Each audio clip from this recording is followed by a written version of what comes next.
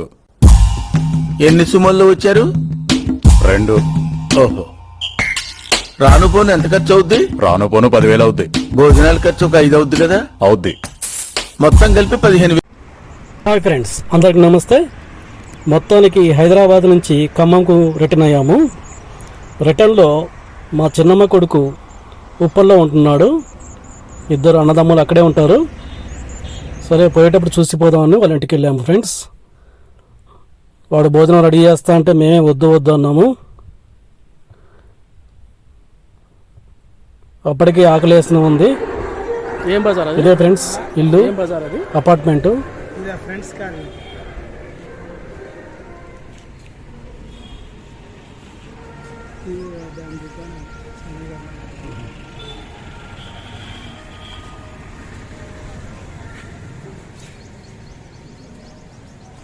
బాగుంది, మంచిగా ఉంది.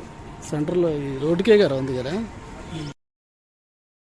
వీడే మా చిన్నమ్మ కొడుకు సంజీవ, డిపార్ట్మెంట్లో చేస్తున్నాడు. వాడు అంటున్నాడు భోజనం చేసి పండి అంటే మేమెక్కడ వింటాం. మా అన్నయ్య, మా మామయ్య, వీడు పెద్దోడు, చిన్నమ్మ కొడుకు పెద్దోడు, మా అక్కకి ఆకలి వేస్తూనే ఉంది. అయినా కూడా మంచినీళ్ళు తాగింది. వాడు జావ చేశాడు, వేడివేడి జావ తాగిపోమని చెప్పాడు. వాళ్ళ ఇంటి దగ్గర పనస చెట్టు, జావ చేసి తాగిపోమన్నా కూడా మనం ఎక్కడ వింటాం. 2 మైసూర్ బజ్జీ, ఓ పెసరట్ ఉప్మా, ఓ ప్లేట్ ఇడ్లీ, ఓ ప్లేట్ పూరి సార్. ఆ 2 కలిపి నాకు తెప్పించేయండి. 3 తప్ప, ఒక రవ దోశ, 2 ప్లేట్ ఇడ్లీ, ఒక ప్లేట్ వడ. అన్ని చెప్పండి, క్యాంటీన్ లో ఉన్నాయని చెప్పండి. ఆయన మొహటో కోసం అడిగితే అన్ని ఏకర పెట్టేస్తున్నారు. సిగ్గుండే కదా. కూల్ రాకి. అది కాదు నాక, వీళ్ళు దుబాయ్ వెళ్ళడానికి వచ్చారా తినడానికి వచ్చారా? ఈ లొకేషను హైవే పక్కన ఫ్రెండ్స్. ఎండిపోయిన చెరువులో నల్ల తొమ్మన చెట్లు చూస్తానికి ఆహ్లాదకరంగా ఉంది. చెరువుతో ఎండిపోయి ఉంది, అచ్చా మా కడుపులాగే. తప్పని పరిస్థితిలో ఇక్కడి నుంచి బయలుదేరి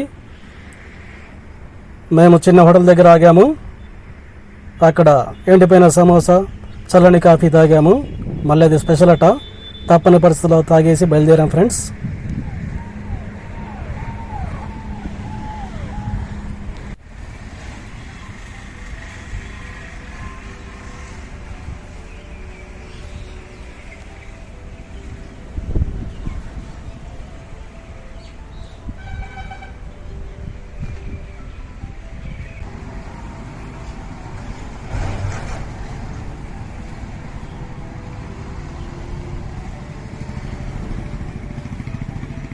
వచ్చేటప్పుడు 10,000, వెళ్ళేటప్పుడు 5,000 బొక్క.